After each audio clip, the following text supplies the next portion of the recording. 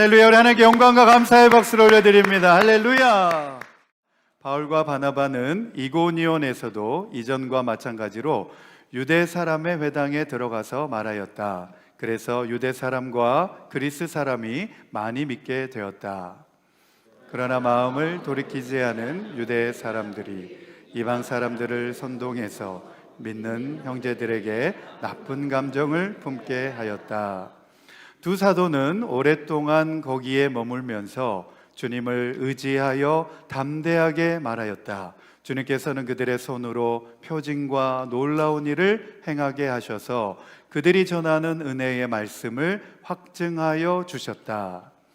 그 도시 사람들은 두 편으로 나뉘어서 더러는 유대 사람의 편을 들고 더러는 사도의 편을 들었다. 그런데 이방 사람들과 유대 사람들이 그들의 관원들과 합세해서 바울과 바나바를 모욕하고 돌로 쳐 죽이려고 했다. 사도들은 그것을 알고 루가오니아 지방에 있는 두 도시 루스드라와 더베와 그 근방으로 피하였다. 우리 7절 말씀 다 함께 읽겠습니다. 시작. 그들은 거기에서도 줄곧 복음을 전하였다. 아멘, 아멘. 네, 어떤 일이 있어도 그곳에 가서 복음을 전하는 두 사도들의 모습을 우리가 생각을 해볼 수 있습니다. 오늘 읽었던 말씀을 중심으로 해서 한번 따라해 보겠습니다. 악감을 품도록 선동한 사람들. 네, 갑자기 악감 그러니까 무슨 말인가 생각이 들 텐데, 나쁜 감정, 악한 감정, 그런 말이죠. 악감을 품도록 선동한 사람들, 이렇게 되어 있습니다. 누가 그렇게 했다는 거죠? 유대인들이 두 사도를 향하여서 그렇게 악감을 품도록 막 부추기고 선동을 했다, 그렇게 나오고 있습니다. 언젠가 한국의 아주 유명한 영화가 이제 나왔습니다. 서울의 봄이라고 하는 그런 영화인데 보셨나요? 네, 저도 아직 못 봤습니다. 저도 아직 못 보고 하도 사람들이 서울의 봄이라고 하는 영화가 아주 유명하고 많은 사람들이 본다고 하니까 제가 이제 한번 유튜브에서 이렇게 찾아봤습니다. 그래서 이제 그 줄거리가 뭔가 이렇게 이제 보았었는데 전두환 대통령의 그런 그 역사에 대한 사실을 주제로 해서 만든 그런 영화입니다. 군사 쿠데타를 이제 배경을 해가지고 만든 영화인데, 한국 사람들이 이제 그 영화를 다 보고 이제 나오는 사람에게 어떤 기자가 이제 영화를 본 소감이 어떻습니까? 이렇게 이제 물어보는 그 영상을 제가 이제 보게 되었습니다. 그 영상을 보니까 이제 시민들의 평가가 주로 이제 그런 평가였습니다. 아니, 이 전두환이라고 하는 사람이 이렇게 못된 짓을 했는지는 듣기만 했지 직접 영화를 보고서 알게 되었다. 어떻게 같은 민족끼리 해도 너무한다. 어떻게 그럴 수가 있냐, 막 이러면서 이제 그분들이 그렇게 소감을 말하는 것을 제가 보게 되었습니다. 이 전두환이 이제 군사 쿠데타를 통하여서 자기가 정권을 잡기는 했지만, 집권하기는 성공하긴 했지만, 그러나 그의 말년을 보면 너무나 비참한 것을 볼 수 있습니다. 아무도 그를 존경해주는 사람이 한국 사회에 없는 것을 볼 수가 있습니다. 오늘 이 본문의 말씀에도 보면 사도들은 비시디아 안디옥에서 유대인들의 시기로 말미암아 온갖 비방과 박해를 당하고 결국에는 그곳에 있을 수가 없어서 이고니온으로 옮겨가게 되었다, 그렇게 말하고 있습니다. 지난주 이제 설교였죠. 비시디아 안디옥에 가서 열심히 하나님의 말씀을 전하고 복음을 전하였는데, 그곳 가운데 있던 동족 유대인들이 두 사도를 향하여서 반박하고 또 논쟁하고 박해하였기 때문에 이 두 사도는 그곳에 있을 수가 없어가지고 이고니온으로 옮겨오게 되었습니다. 바로 그 내용을 오늘 본문의 말씀입니다. 이고니온이라고 하는 단어는 양의 가슴이라고 하는 뜻을 가지고 있습니다. 이고니온은 이 소아시아, 지금의 이제 튀르키예죠. 옛날에는 터키 이랬는데 지금의 이제 튀르키예 남부에 그 위치한 평원에 위치한 도시입니다. 지금 현대는 이제 이 도시의 이름을 이고니온이라고 하지 않고 꼬냐 이렇게 말합니다. 꼬냐. 지금 말로는 이제 꼬냐라고 하는데, 이 시리아에서부터 에베소를 거쳐서 로마로 가는 대로가 그 지역을 지나게 됩니다. 다른 말로는 이제 실크로드라 그러죠. 실크로드가 이 지역을 지나면서 일찍이 이 지역에는 상업 도시로서 발달을 하게 되었습니다. 이고니온 지방에 이제 평화가 넓게 펼쳐져 있다 보니까 비시디아의 그 산맥에서 흘러나오는 많은 그런 물들이 그곳을 이제 지나기 때문에 아주 비옥한 토지가 형성이 되어 있고, 이 지역에서 뭐 체리나 살구 이런 것들이 굉장히 잘 자란다고 합니다. 지금도 이 지역에서는 현존하는 가장 오래된 기독교 교회가 이 지역에 세워져 있을 만큼 기독교 신앙에서 굉장히 뿌리 깊은 그런 지역으로 연관되어져 있는 지역이 바로 이 이고니온이라고 하는 지역입니다. 바울이 1차 선교 여정 때에 이 지역에서 전도하면서 많은 믿는 사람들이 생겨나게 되었고, 또 오늘 말씀해 보니까 이 지역에서 기적과 이적을 많이 행하였다, 그렇게 말하고 있습니다. 그럼에도 불구하고 이 지역에 살고 있었던 동족 유대인들 가운데에서는 완악한 유대인들이 많았습니다. 그래서 그 지역의 관원들과 또 아무것도 모르는 그 이방인들을 선동을 해서 사도들을 능욕하고 돌로 쳐 죽이려고 했다는 것입니다. 그래서 이들은 그런 위협을 받고 이제 그 밑에 지방 이고니아 지방으로 그들은 옮겨가게 되었다 그랬습니다. 그리고 이제 사도 바울은 2차 선교 여정 때에 바로 이 지역에 다시 오게 됩니다. 이고니온과 루스드라의 이 지역에 다시 들러서 우리가 잘 알고 있는 유명한 인물인데, 바로 칭찬을 듣는 믿음의 사람 디모데를 통역자로 얻게 되었습니다. 지도를 한번 우리 보겠습니다. 자, 바로 이 지역입니다. 맨 위쪽에 보면 이제 안디옥, 비시디아 안디옥이라고 하는 지역이 있습니다. 사도 바울이 오른쪽에 보면 이제 시리아 안디옥에서 파송을 받아서 그 지중해에 있는 섬 구브로 섬에서 이제 전도를 하고, 그리고 배를 타고 다시 버가라는 지역으로 올라오게 됩니다. 그 지역이 이제 밤빌리아 버가라고 말씀을 드렸고, 그리고 이제 지난주 설교 내용의 배경이 되었던 지역이 바로 비시디아 안디옥이라고 하는 지역이었습니다. 그 지역에서 유대인들의 방해와 박해로 말미암아서 그들이 이제 이고니온이라고 하는 지역으로 옮겨오게 됩니다. 바로 오늘 설교 말씀의 배경이 되는 지역이 바로 저 이고니온이라고 하는 지역입니다. 자, 첫 번째 주제입니다. 첫 번째 주제 같이 읽겠습니다. 시작. 마음을 돌이키지 않은 유대 사람들이 이방 사람들을 선동해서 믿는 형제들에게 나쁜 감정을 품게 하였으므로 그 도시 사람들은 두 편으로 나뉘어서 더러는 유대 사람의 편을 들고 더러는 사도의 편을 들었습니다. 그랬습니다. 마음을 돌이키지 않는 유대 사람들이 이방 사람들까지, 아무것도 모르는 이방 사람들을 선동을 막 한 겁니다.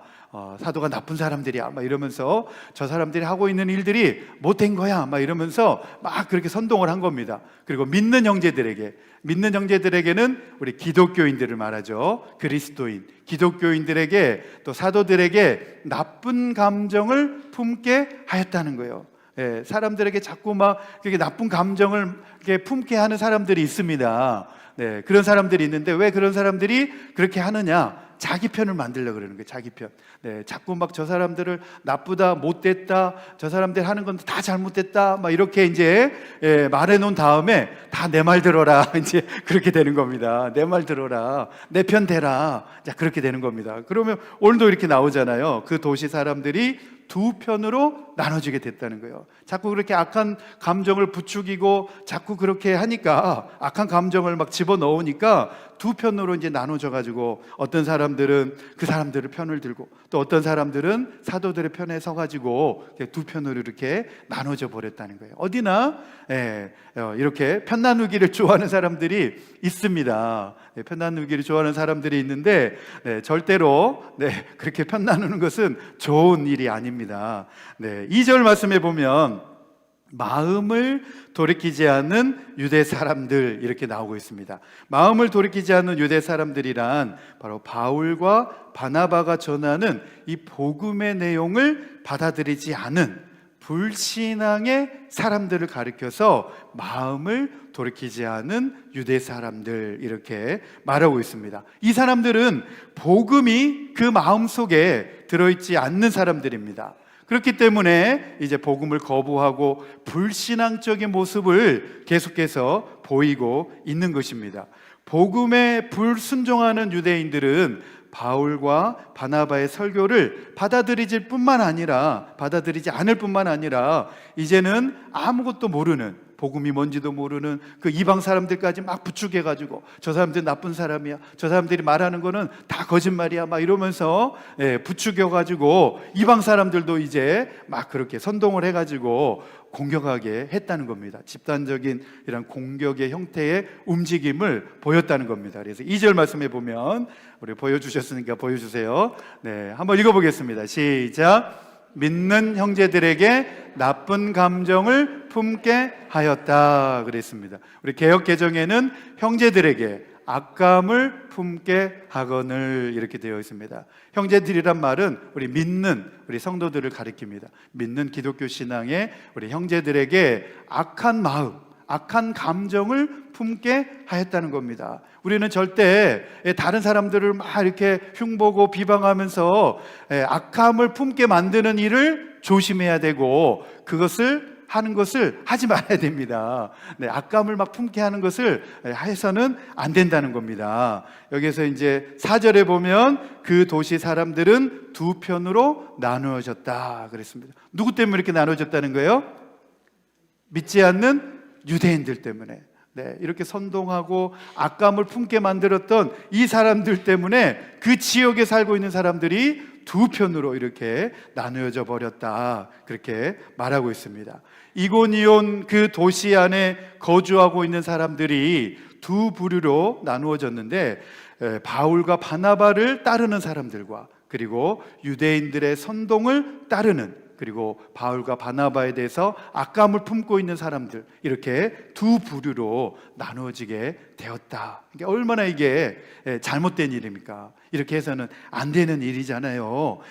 이것은 곧 논쟁의 출발이 되었고, 바울과 그 일행이 겪는 박해의 시작이 되었다는 거예요. 계속해서 그들이 말하고 있는 것에 대해서 논쟁하게 하고, 또 반박하게 하고, 그리고 결국에는 그들을 박해하는 그런 시작이 되었다는 거예요. 결국은 파벌적인 대립과 분열을 만들어 버렸다는 거예요. 이런 거를 좋아하는 사람들이 어디나, 어느 공동체나 있을 수 있습니다. 그러나 절대로 파벌을 만들고 또 분열을 만드는 사람들은 그리스도의 복음에 합당한 사람들은 아니다라는 사실을 우리는 잘 알아야 됩니다. 교회 공동체에 왜 편이 필요하고, 왜 파가 필요하고, 왜 나는 누구 파 이런 파가 필요하고, 왜 당이 존재해야 되느냐라는 것입니다. 우리가 믿는 예수님이 다른 분도 아니고, 예수님 우리 다 같은 신앙, 같은 믿음을 가지고 있는데 왜 우리가 나누어져야 되고 편을 만들어져야 있어야 되느냐라는 것입니다. 그래서 편을 만드는 사람은 복음에 합당하지 못한, 복음에 충실하지 못한 사람이라는 것입니다. 예수 그리스도의 복음은 원수 맺은 것도 하나가 되게 하고, 원한을 품었던 마음도 용서하게 하고 사랑하게 만드는 것인데, 자꾸 그 반대로 그것을 거슬러서 가는 것은 복음의 정신에 입각하지 않는다는 거예요. 복음과 맞지 않다는 겁니다. 복음은 하나 되게 하는 겁니다. 화평하게 하는 겁니다. 원한 맺은 것도 풀어지게 만드는 것이 복음의 능력인 줄로 믿습니다. 이것이 진짜 복음의 능력이라는 거예요. 싸웠고 화해하지 않고 있던 사람도 복음을 만나게 되면 미안해, 내가 잘못했어, 그러면서 먼저 화해하게 되고 용서하게 된다는 겁니다. 할렐루야. 네, 제 아내가 잘하는 게 그겁니다. 제 아내는 자기가 잘못하지 않았는데도 저랑 막 의견 충돌이 되면 자기가 먼저 그냥 미안해, 내가 잘못했어, 그러면은 그냥 저도 그냥 마음이 그냥 눈녹도 그냥 풀어집니다. 한번 따라해 보겠습니다. 우리 옆에 분들 보시면서 한번 따라해 보겠습니다. 미안합니다, 제가 잘못했습니다. 아유, 표정들을 보니까 진작에 그랬어야지, 이런 표정인데 네, 용서하시기 바랍니다. 네, 미안하다고 하는데 용서 못할 것도 없잖아요, 그렇죠? 네, 그 유명한 고린도 교회 안에도 이러한 분쟁과 교회 공동체 안에 이런 분열이 있어가지고 사도 바울이 그 소식을 전해 듣게 되었습니다. 그리고 사도 바울은 그 소식을 듣고서 이 교회 공동체가 건강하게 세워져 있지 않고 복음에 합당하지 못한 모습을 보고서 아주 매우 강도 높은 목소리로 그들에게 따끔하게 질책하는 것을 볼 수 있습니다. 나는 바울에게, 나는 아볼로에게, 나는 게바에게, 나는 그리스도에게 속한 자라 말하는 것이 지금 어쩐 일이냐, 이게 지금 무슨 일이냐, 지금 이렇게 책망하고 있는 것을 볼 수 있습니다. 아니, 그리스도가 나눠지기라도 했느냐? 어떻게 나는 게바파에게, 나는 바울파에게, 나는 아볼로파에게, 나는 그리스도에게 속하였다고 서로 이렇게 분열되고 나눠지고 있느냐? 내가 너에게 전한 복음이 잘못된 복음이라도 하느냐? 라고 하면서 굉장히 상기되고 격분된 마음으로 그 고린도 교회를 책망하고 있는 것을 볼 수가 있습니다.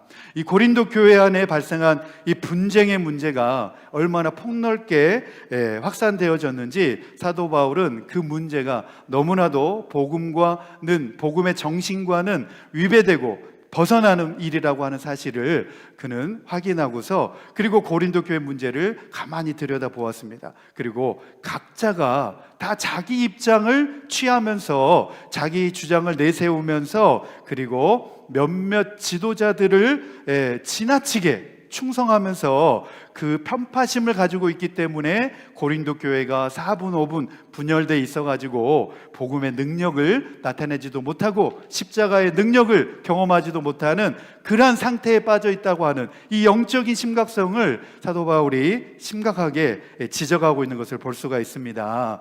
그들이 예수 그리스도의 복음을 무력하게 만들고 있고 그리스도의 십자가의 죽음을 헛되게 만드는 그러한 장본인들이다 라고 하면서 사도 바울이 강도 높게 목소리를 높여서 말하고 있습니다. 바로 그러한 모든 모습들이 복음과는 상관없는 모습들이기 때문에 그러한 행동들을 당장에 중단하라 라고 아주 강도 높게 촉구하고 있는 것을 볼 수 있습니다. 우리 고린도전서 1장 10절에서 17절에 있는 말씀 같이 읽겠습니다. 우리 10절에서 17절에 있는 말씀 같이 읽겠습니다. 시작. 그런데 형제 자매 여러분, 나는 우리 주 예수 그리스도의 이름으로 여러분에게 권면합니다.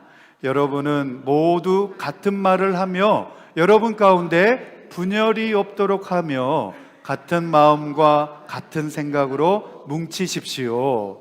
나의 형제 자매 여러분, 글로의 집 사람들이 여러분의 소식을 전해 주어서 나는 여러분 가운데에 분쟁이 있다는 것을 알게 되었습니다.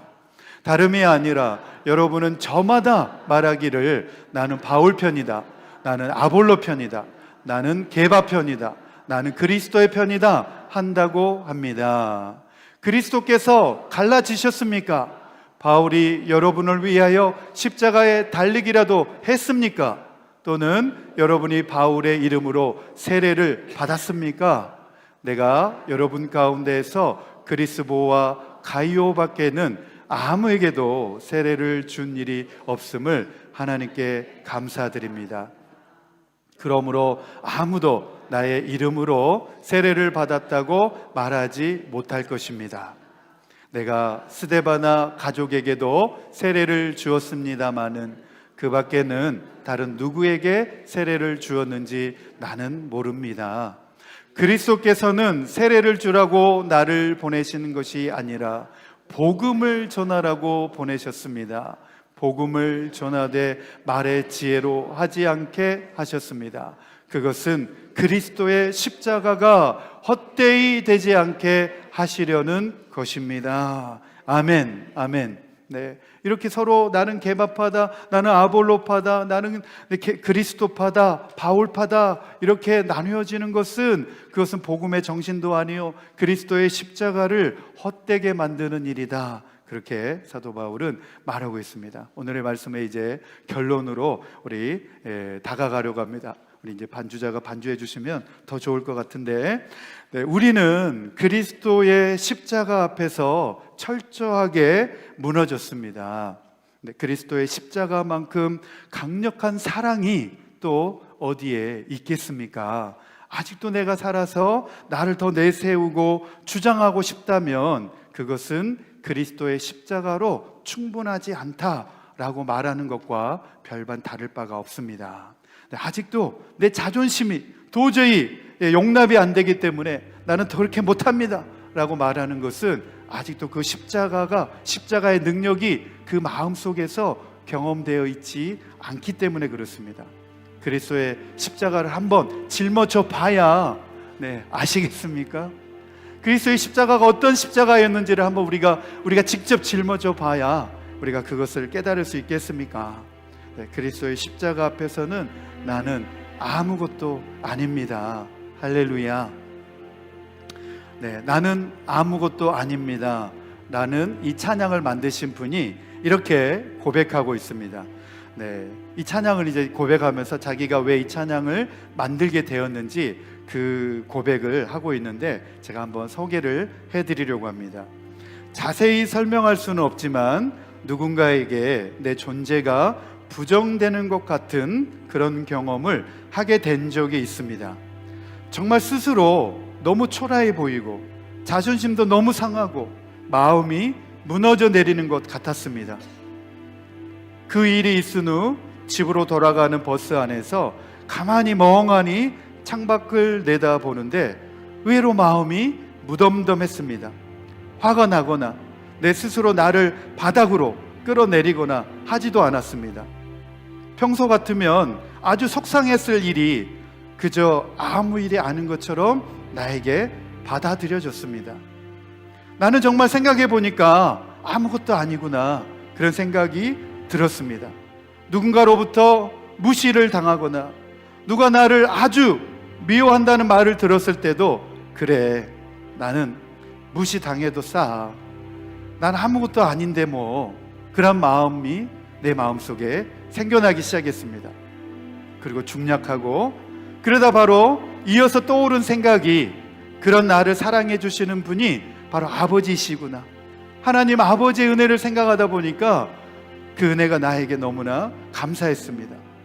내가 지금 받는 이 아픔보다 하나님이 주시는 그 사랑이 더 크다는 생각이 들었습니다. 나는 아무것도 아니지만 하나님의 사랑과 은혜가 나에게 부어졌을 때에 나는 더 이상 아무것도 아닌 존재가 아니라는 사실을 깨달았습니다. 난 아무것도 아닙니다 고백했는데 하나님의 사랑이 내 속에 부어지니까 나는 하나님의 사랑을 받는 존재이구나 그렇게 마음이 달라지게 되었다는 것이죠. 그 순간 기쁨과 감사의 마음도 있었고 가장 큰 생각은 참 다행이다 이런 생각이 들었습니다.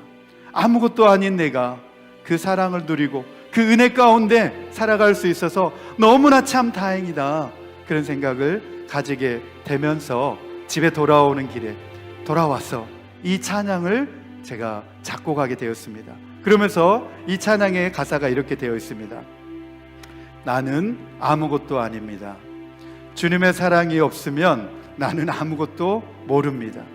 주님의 지혜가 없으면 나는 아무것도 못합니다. 주님의 능력이 없으면 나는 한순간도 못 삽니다. 주님의 생명이 없으면 그렇게 고백하고 있습니다. 계속해서 이 작사자는 그렇게 고백합니다. 나는 아무것도 아니라서 내가 내 삶의 주인일 때 나는 항상 부족하고 불안정한 존재였지만 그리스도께서 주인이 되신 후에 내 삶은 그 전과 전혀 다른 삶이 되었습니다. 내 삶은 나로 인해 평가받거나 인정받는 것이 아니고 내 삶의 주인인 그리스도로 인하여서 인정받는다라고 하는 것이 나에게 정말로 큰 은혜로 다가오게 되었습니다. 할렐루야. 네, 나의 존재를 나의 삶으로 인하여서 평가받고 인정받는 게 아니라는 거예요. 나의 존재, 나의 귀중함, 나의 가치는 바로 나에 의해서 평가되고 판단되어지는 것이 아니라 바로 내 삶의 주인이신 주님으로 말미암아 인정되어지는 줄로 믿습니다.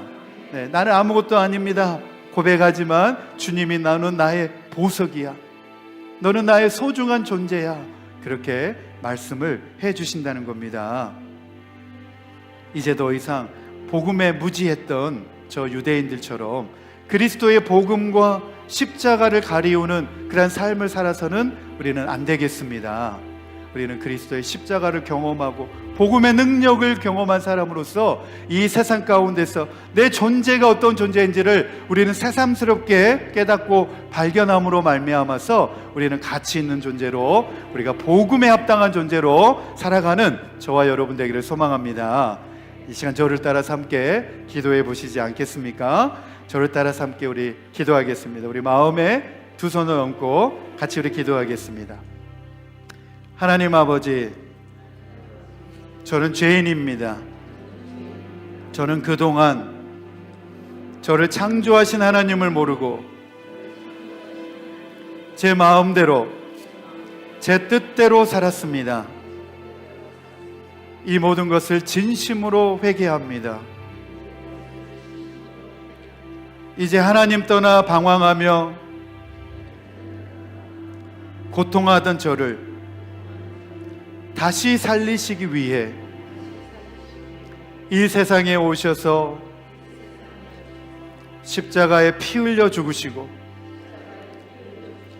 부활하신 예수님을 저의 구세주로, 저의 그리스도로, 제 삶의 주인으로 제 마음 가운데 영접합니다.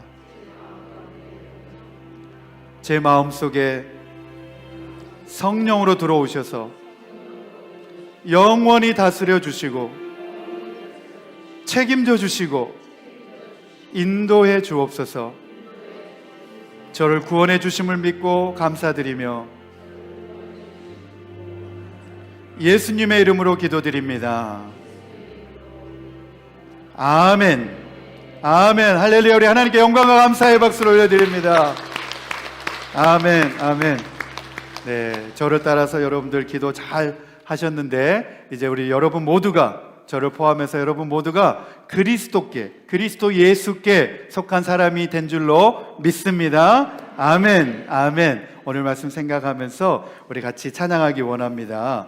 3월 우리 주제 찬양으로 주 예수 나의 산 소망이라고 하는 찬양인데, 네, 조금 생소하실 수도 있지만 우리 찬양의 가사를 생각하면서 함께 믿음으로 우리 고백하며 결단하겠습니다.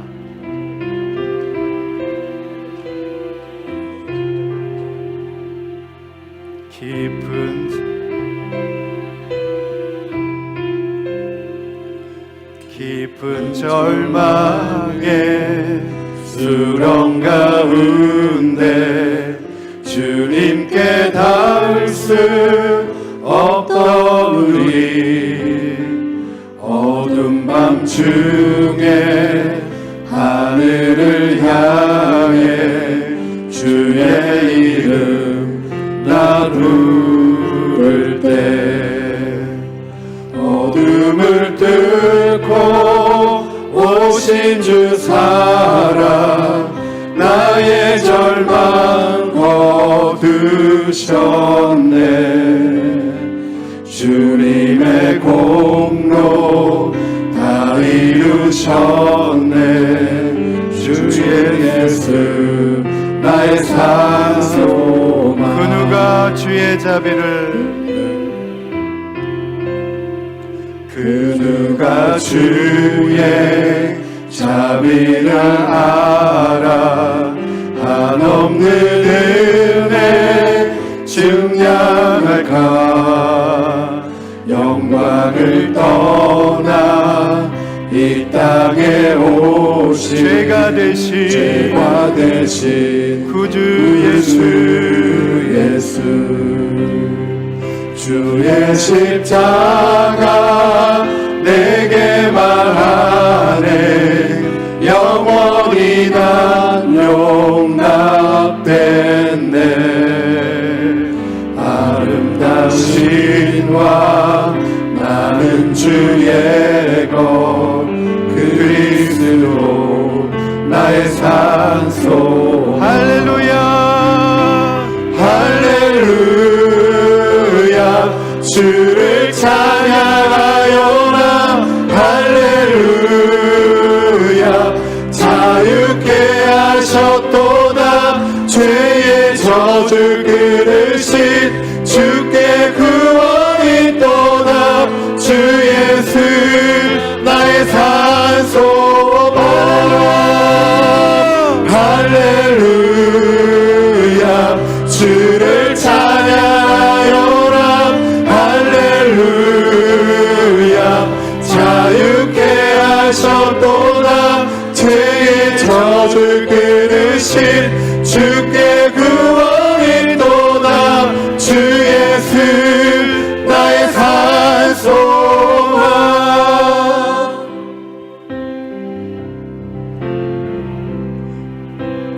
다시 장사된 몸에 부활의 오늘 시작됐네 유다의 사자 위험찬 선포 사망이 무너져도 이제 사망은 무덤이 더는 우리를 주장할 수 없네 유다의 사자 위험찬 포효 사망이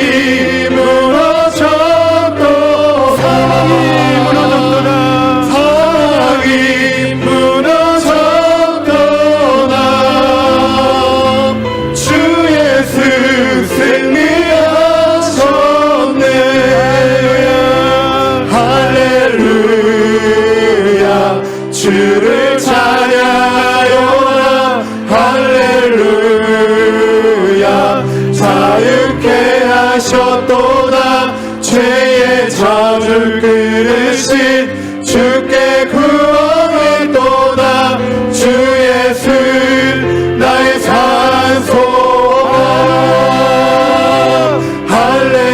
할렐루야 주를 찬양하여라 할렐루야 자유케 하셨도다 죄의 저주 끊으신 주께 구원이 또다 주 예수 나의 산소가 그리스도 나의 산소가 당신은 나의 산소가